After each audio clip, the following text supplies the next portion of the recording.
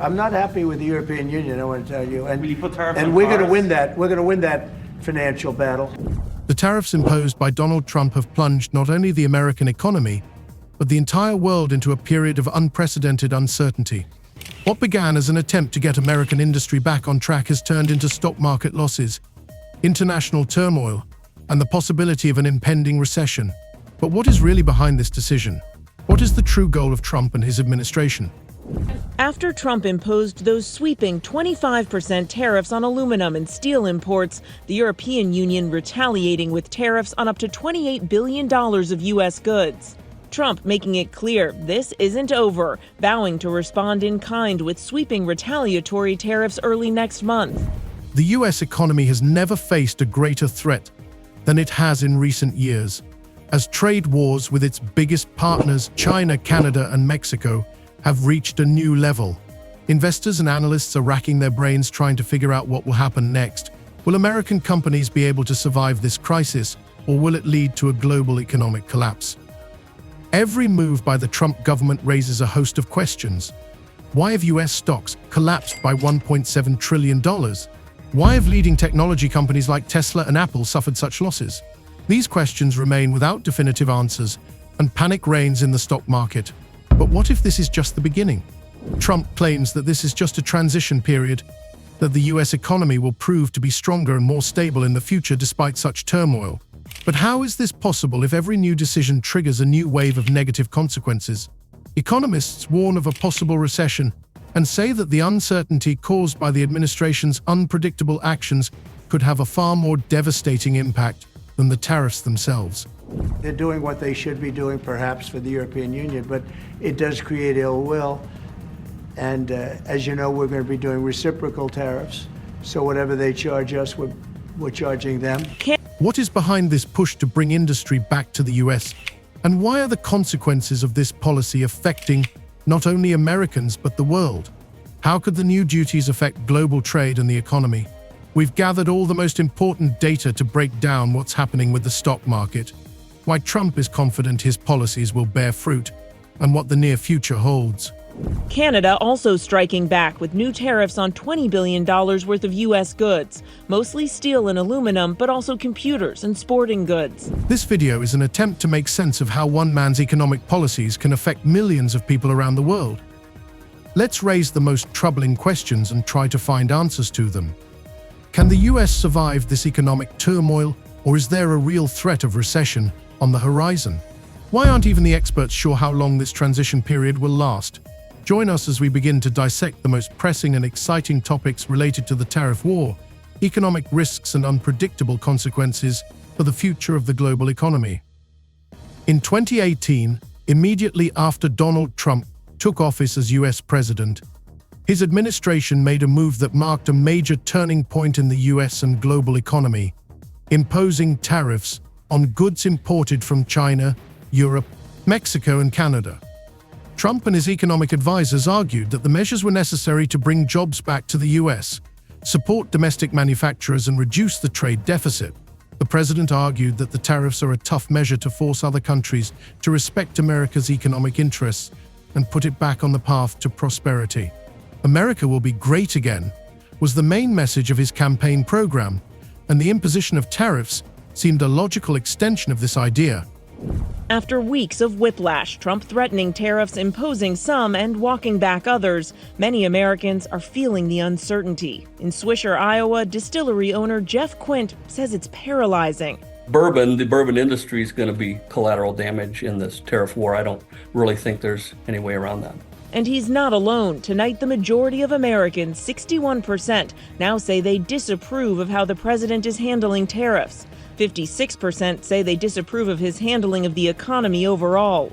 But the president has dismissed those concerns tonight, saying he has the right to change course. However, in the first few months of the tariffs, it became clear that the American economy was beginning to feel the effects of this move. While the president was confidently declaring that all these were only temporary measures aimed at a strategic victory, economists and analysts began to notice alarming signs. Higher prices for imported goods hit consumers first of all, which in turn led to a decrease in consumer demand.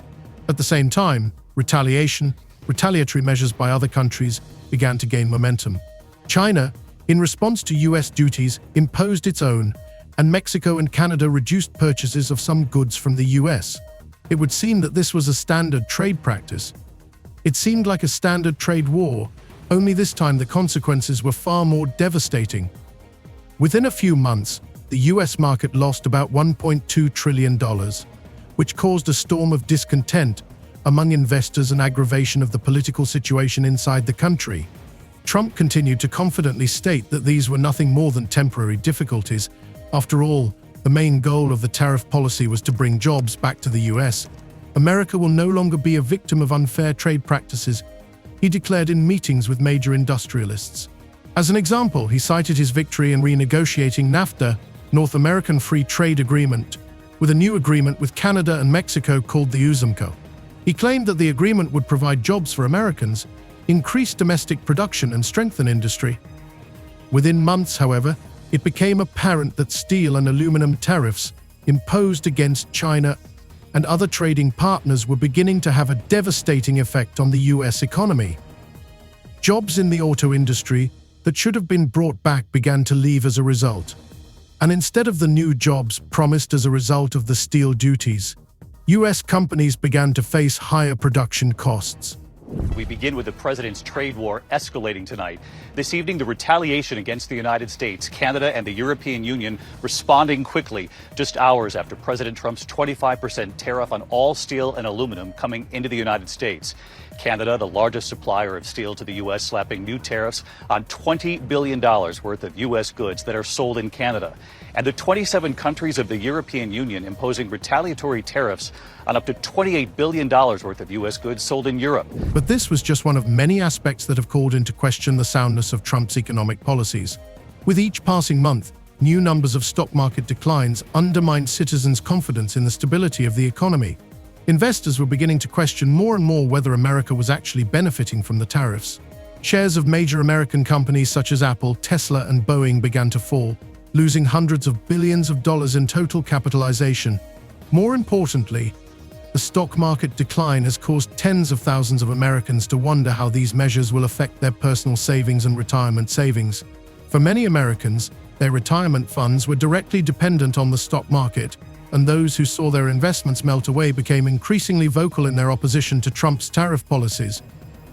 Trump, however, did not give up. He continued to say that his strategy was focused on long-term growth and that the U.S. economy had already entered a new phase of development that promised to be beneficial for American manufacturers. But at the same time, the reaction in countries like China and Mexico was strong. China not only increased duties on U.S. goods, but also organized massive economic initiatives aimed at weakening U.S. influence on the global economy. This was followed by retaliatory measures by Mexico and Canada, which also imposed duties on U.S. products, exacerbating the U.S. trade deficit. At the end of 2018, the U.S. economy experienced its first real shock, which was largely due to Trump's policies. During the New Year's holidays, when most Americans were relaxing, the U.S. stock market experienced its biggest drop in 10 years, losing almost $2 trillion in total capitalization. This caused a real shock among investors, and economists began predicting that the measures could lead to a recession. And while Trump continued to assert that his goals would pay off in the future, investors' growing concerns only intensified. Predictions about market sustainability became increasingly pessimistic, and many experts began to say that the U.S. was likely to enter an economic crisis as it had in the past. Including Harley-Davidson motorcycles and Kentucky bourbon. President Trump with the Irish Prime Minister visiting the White House today. The president suggesting his tariffs won't stop here, saying, "Of course, I'm going to respond."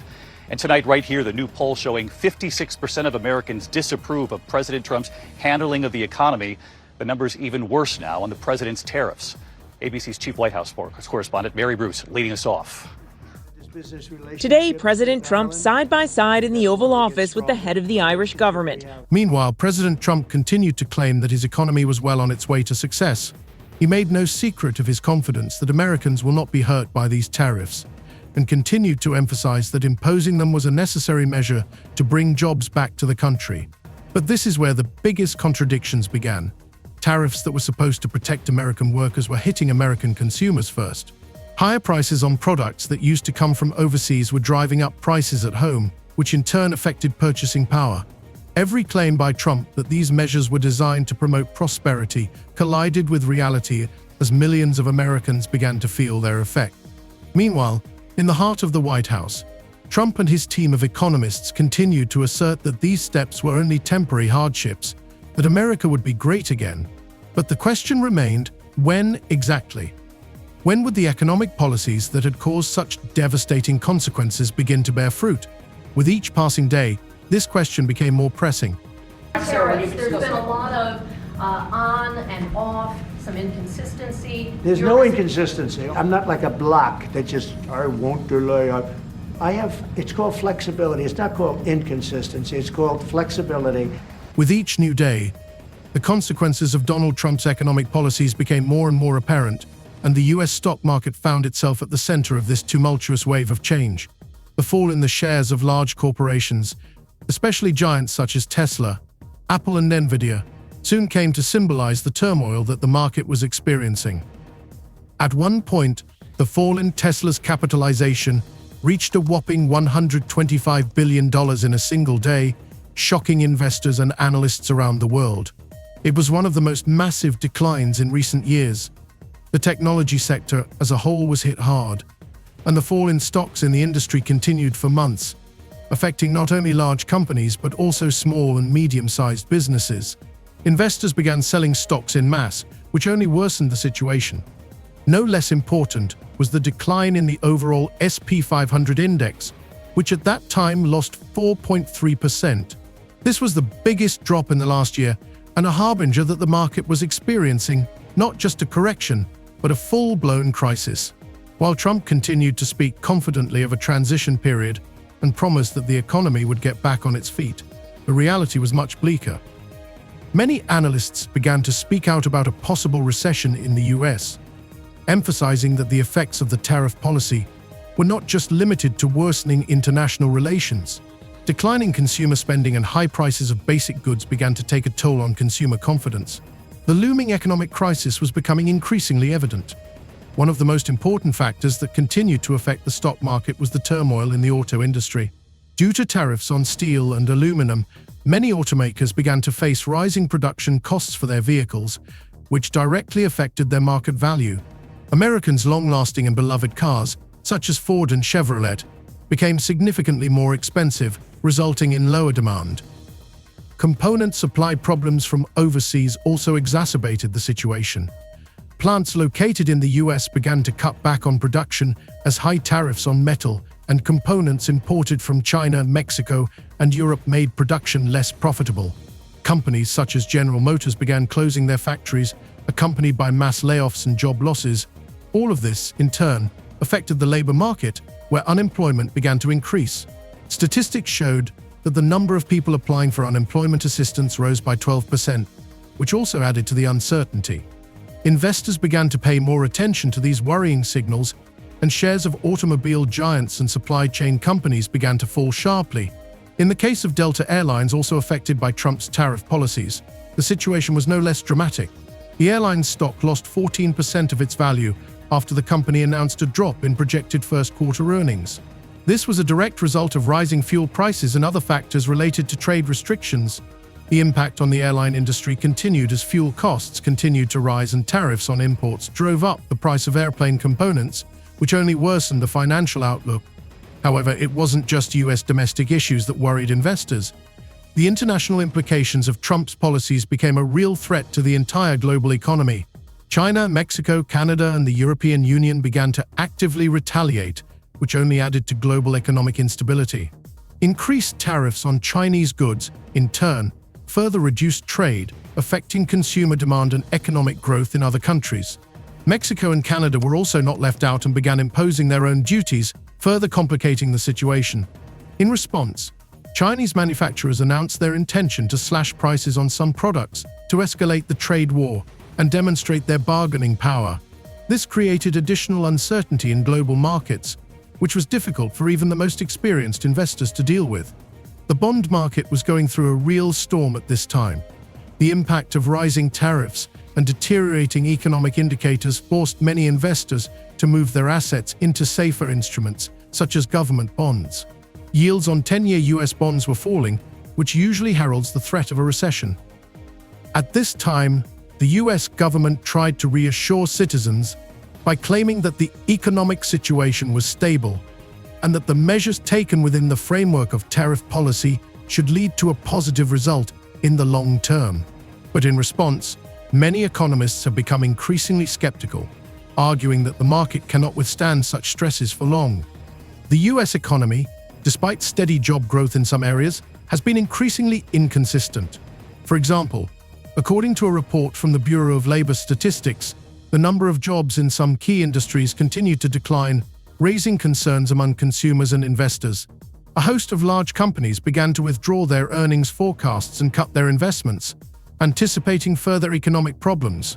The situation continued to deteriorate, and the market increasingly reflected investors' fears. If the tariffs continue to remain in place, there could be a further downturn not only in the stock markets but also in the real economy. The fear of recession was becoming more and more real, and despite the administration's assurances that everything was under control, domestic problems continued to mount. Trump, for his part, did not lose confidence in his policies, claiming that America is only on a temporary path to great achievements. But a growing number of experts began to doubt these claims, predicting a worsening economic situation in the future. After months full of economic turmoil and unavoidable consequences, Donald Trump's trade duties became part of a broader strategy to redistribute global economic power. During this time, the US administration claimed that all these measures were merely a transition period that they believed would lead to long-term economic growth. However, the reality turned out to be much more complicated than the most optimistic forecasts had suggested. Despite the president's confidence that his strategy would succeed, the market and international relations continued to show otherwise. The question of when these measures would bear fruit remained unanswered, and the economy became increasingly strained.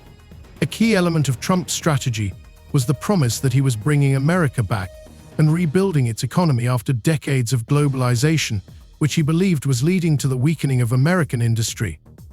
His high-profile claims that the US would offset short-term losses for long-term gains have been met with increasing criticism, both at home and abroad. Even members of his own administration began to express doubts that the strategic course would have the desired effect in the long term. Most investors continued to view Trump with growing distrust, fearing that this economic experiment could lead the country into a deeper economic crisis. Meanwhile, inside the US, signs of economic stagnation continued to emerge. Losses in US stock markets continued to widen, and signs of recession became increasingly evident. Although the White House and Treasury Department claimed that the US economy remained resilient and that the situation in the markets was a temporary hardship, the observed picture undermined the credibility of such claims. It soon became apparent that trade wars with other countries, despite initial victories in negotiations, were beginning to take their toll. Numerous trade barriers only increased pressure on US companies, which translated into higher production costs, job cuts, and higher prices for consumers. However, Trump and his economic team continued to argue that these policies were necessary for the US to regain control of global trade. White House spokesman claimed that America will be great again, and this only served to bolster the president's confidence in the right path. However, amid economic difficulties and shifts in international politics, Trump began to gradually adjust his rhetoric. In response to criticism, he stated that it is difficult to avoid temporary difficulties, especially when the country decides to make such large-scale changes. He did not rule out the possibility of a recession in the coming years, arguing that it was an inevitable stage for the US economy to grow anew. But at the same time, the administration remained hopeful that the tariffs would eventually produce the desired results, especially in terms of stimulating manufacturing and job growth. This was part of a broader strategy involving the renegotiation of international trade agreements. One of the most notable achievements that Trump often emphasized was the signing of a new agreement between the US, Canada, and Mexico that replaced NAFTA. In his eyes, this was a victory, proving that his approach to international trade had been successful. However, Despite the external victories, the economy continued to face internal difficulties. In particular, industries that had expected growth due to tariff measures faced new challenges, such as rising raw material costs and high production costs. Foreign policy also continued to be a concern, especially in the context of rising tensions with key economic partners. China, despite a truce in the trade war, continued to employ retaliatory measures that made it difficult for US companies to enter the Chinese market. In turn, the European Union also did not stay away and increased economic pressure on the US by imposing its own duties on US goods. At this point, many in the White House began to wonder whether this course of action was overly aggressive and whether the promised long-term prosperity was actually worth the cost of these short-term losses. Despite this, Trump remained steadfast in his strategy. His speeches frequently repeated phrases emphasizing that the road to success is always difficult, but that it will surely lead to long-awaited economic growth. This optimistic expectation could not mask the growing tensions in the country itself. Economic experts increasingly pointed to the possibility that the imposed tariffs, in addition to worsening foreign trade, could lead to economic stagnation. Unemployment, while remaining relatively low, began to rise in some industries, such as automobiles and agriculture, where many jobs suffered because of the duties.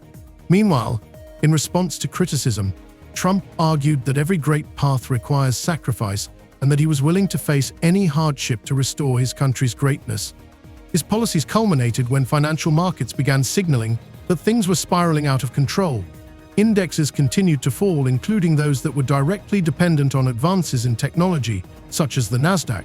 As stocks of major companies began to fall at record speed, Trump tried to reassure the public by stating that his administration would take additional measures to stabilize the market. However, his confidence could no longer fully mask the growing worries of both investors and ordinary Americans. In conclusion, it can be said that Trump's long-term goals remain uncertain.